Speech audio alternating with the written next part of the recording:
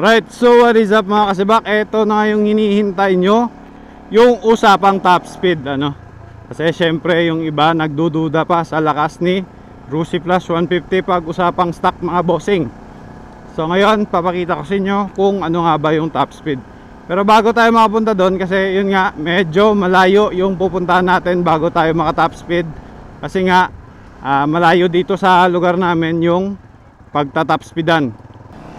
Yun nga yung sinasabi ko mga bossing, malayo sa lugar namin dito yung pinagta top speedan. So pag-usapan muna natin yung honest review ko dito, ano, sa Flash. Kung meron ba akong hindi nagustuhan, ano yung nagustuhan ko sa motor na to simula nung nabili natin sa Rusi.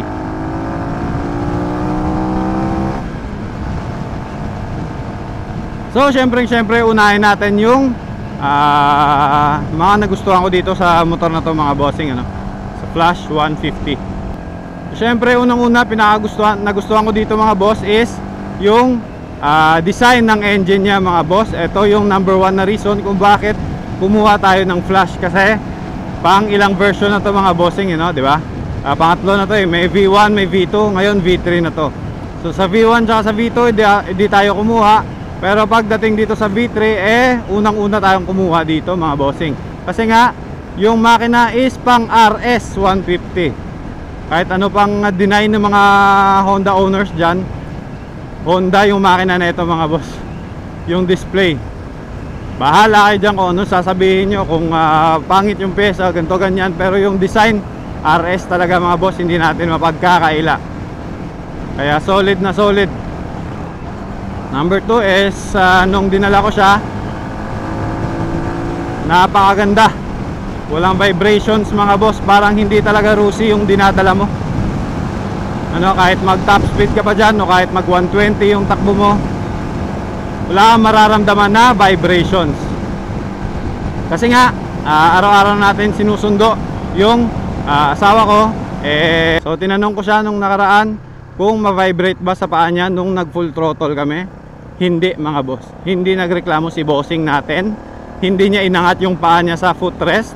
Kasi pag lalo na sa Smash 150, kasi meron kaming Smash 150 yung asawa ko, pag yun yung ginagamit ko tapos pinupull throttle ko, tinatanggal niya yung paa niya sa footrest. Ginaganyan niya lang kasi nga sobrang vibrate mga boss. Pero dito di pa natin yan malalaman kasi yun nga, bago pa. Pero fresh from casa mga boss, walang vibrations. Solid na solid. Yung pangatlong nagagandahan ko dito is maganda yung ilaw, maliwanag. Hindi mo na kailangan ng mini driving light kung sakaling bibili ka nito. Tigas na. Kung sakaling bibili ka nito mga boss, ano, no need na ng mini driving light kasi maliwanag. Tsaka yung number yun, ano na yun, basta kayo na bahala maglista. Next is yung comfort. Napaka-solid ng comfort talaga mga boss. Hindi mo talaga masasabing Rusi yung dinadala mo. Kasi nga, ayun nga, maganda yung comfort. Yung grip niya maganda din. Lapat na lapat yung kamay mo, hindi madulas, hindi magaspang, tamang-tama lang talaga. Pinaka nagugustuhan ko talaga dito mga boss. Hindi mo talaga masasabing Rusi yung dinadala mo eh. Parang Sniper or Winner X. Kasi napaka-premium. Napaka-premium i-drive mga boss. Parang hindi talaga Rusi. Kasi syempre, alam nyo naman, marami na tayong na-drive na China bike. Lalo na yung Z200R, yung Z2S, Sigma, TC, mga ganun ba. Ramdam na ramdam mo talaga yung betlog mo dun, nagba-vibrate. Lalo na pag stock, galing kasa, paglabas sa kasa, naku! Grabe yung vibrations nun mga boss. Baka yung mga fairings nga mababasag sa kaka-vibrate pa lang eh. So, i-remind ko lang pala sa inyo na hindi ito sponsored mga boss, at hindi ito bias yung video natin. Kasi nga, honest review to, tsaka never naman tayong binigyan ni Rusi ng, ng sponsor or discount. So, kahit pagbilingan natin ng Rusi Plus na to, 1 litro lang yung libre. Kaya, honest to goodness tayo dito mga boss. Yung mga nagugustuhan ko pa lang yung sinasabi ko, ano. Tapos ano pa ba yung mga nagugustuhan ko dito, ano. Ayun. Normal naman sa mga bagong labas ngayon is may charging port siya. Pero maganda yung location ng charging port niya mga boss, kasi malalagay mo yung cellphone mo dyan o kahit yung anong mga device, malalagay mo dyan at hindi malalaglag. Hindi katulad nung iba, yung charging port dito or dito sa kabila, kailangan mo pa ng cellphone holder para ma-secure yung cellphone mo. Pero dito, goods na goods siya mga bossing. Next naman, yung gulong niya parang patas lang at saka depende sa mga owner mga bossing, So depende yan sa opinion ng kada tao yung masasabi ko sa gulong, kasi yung gulong sa harap tsaka sa likod is 90/80, 120 sa likod, pero malaki siyang klase, So para sa iba, kung mga mahilig sa top speed, mapapangitan yan kasi nga mabigat yung gulong tsaka yung mag. Pero meron naman sa iba na gusto yan kasi maganda banking mga bossing, yan. So yung parte sa gulong, di ako makakapagsabi dyan kasi dalawa ako dyan mahilig mag-banking, mahilig din mag top speed, kaya wala akong mapagpipilian. Kaya neutral lang ako mga boss. So depende na sa inyo yan kung ano yung gusto nyo dyan. And next na gusto ko dito mga bossing, marami yung gusto ko dito kasi mapapaano ka na lang talaga, kasi nga sa presyong 75,000 napakasulit talaga, So next na gusto ko mga bossing is yung suspension. Ang ganda ng play ng suspension nya, tapos yung pinaka number 1 talaga dyan is hindi lumalagatik pag may butas yung daan, or ano tawag dyan sa Tagalog, nakalimutan ko, or may lubak. Pag may lubak, for example nakadaan ka ng lubak, yung iba pag mag-extend yung shock, lumalagatok yan Dito mga boss, hindi lumalagatok. So papakita ko sa inyo, hanap tayo ng lubak dito. Dito may lubak to dito Kapakan natin. Pero napakaganda talaga ng suspension niya mga boss. Ito lubak. Oh, di ba? Ewan ko nakita niyo yung lubak, pero lubak yun, may butas yun Pag sa iba yun, sa Sigma or sa mga Z2S, lumalagatok na yun mga boss. Pero dito ganda ng suspension niya. Kapal pa naman ng suspension niya mga boss. Shifting niya mga boss, sobrang smooth. Siguro nga kasi bago pa, pero sobrang smooth niya mga boss. Yung tipong hindi nag-miss gear, tapos kahit naka-steady ka lang, tulad nito mga boss, pakitaan ko kayo lang, motopost to ayun kahit naka-steady ka lang, ayan simple pumasok yan, neutral, di ba? Sobrang dali, first gear, basic, ang dali mag-neutral. So siguro nga kasi bago pa, malalaman na lang natin yan sa long term review mga bossing. Pero sa ngayon, kasi dalawang araw pa lang sa akin to, 188 pa lang yung takbo, kaya syempre medyo pa tayo, medyo manul. Sample.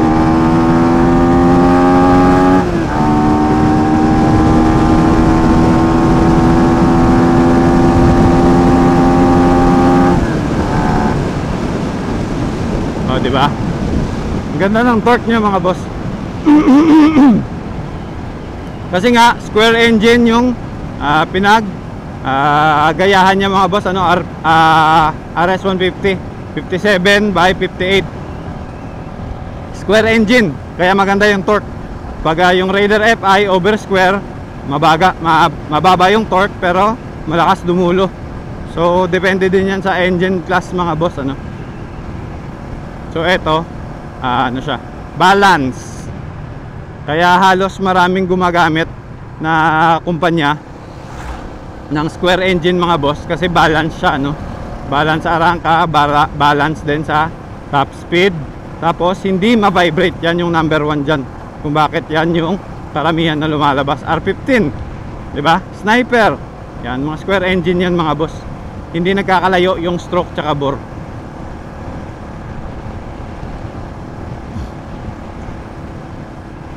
Alright, so doon naman tayo sa ayaw ko dito mga bossing. So ayan, pinapakiramdaman ko yung hangin mga boss papunta dito. Dito di tayo makapag top speed kahit mahaba yung daan, kasi maraming bahay dito mga boss.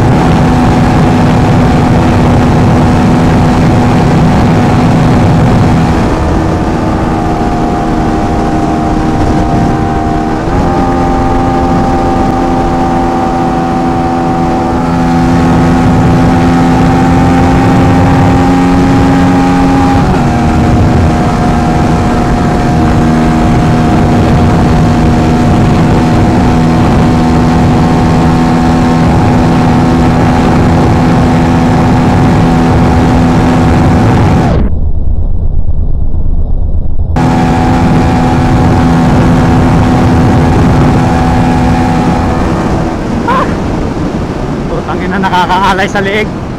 134, 135. Yung 136 hindi nakita sa camera. Ah. Whew.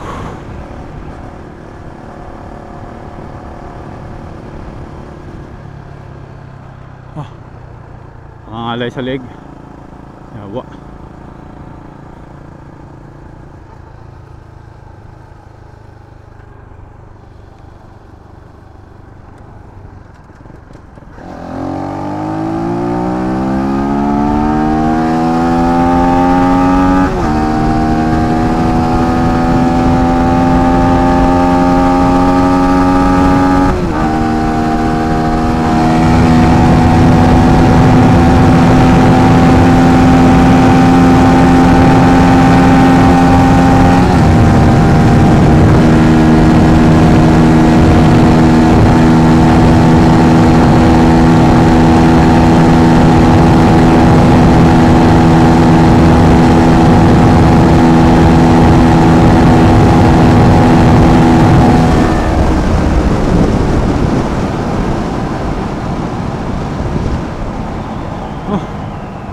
Yun na mga boss,